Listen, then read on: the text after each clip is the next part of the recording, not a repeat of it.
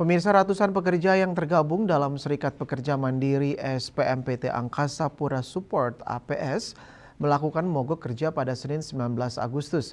Hal ini tidak berdampak signifikan terhadap operasional Bandara Internasional I Gusti Ngurah Rai.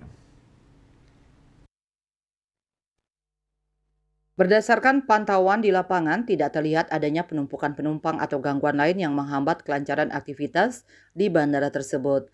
General Manager PT Angkasa Pura I Bandara Igusti Ngurah Rai, Handi Heryuditiawan mengkonfirmasi bahwa operasional bandara berjalan normal meskipun aksi mogok kerja berlangsung. Saat ini operasional bandara masih lancar dan tidak ada kendala. Tidak ada penumpukan penumpang maupun kendaraan. Dalam mengantisipasi mogok kerja yang dilakukan oleh ratusan karyawan APS, pihak manajemen telah menugaskan karyawan organik untuk menggantikan peran karyawan yang sedang mogok.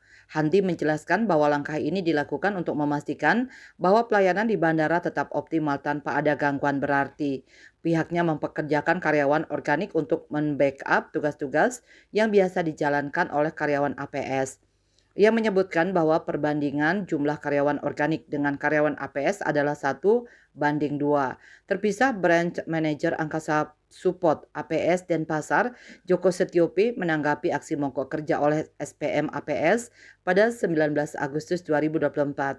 Ia mengatakan manajemen APS telah melakukan langkah antisipasi dan mitigasi untuk menjaga operasional Bandara Igusti Ngurah Rai Denpasar berjalan dengan normal melayani pengguna bandara.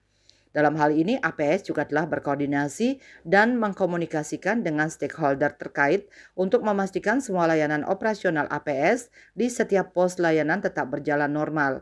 Hal itu disampaikan dalam keterangan tertulisnya. Parwate Bali Pos melaporkan.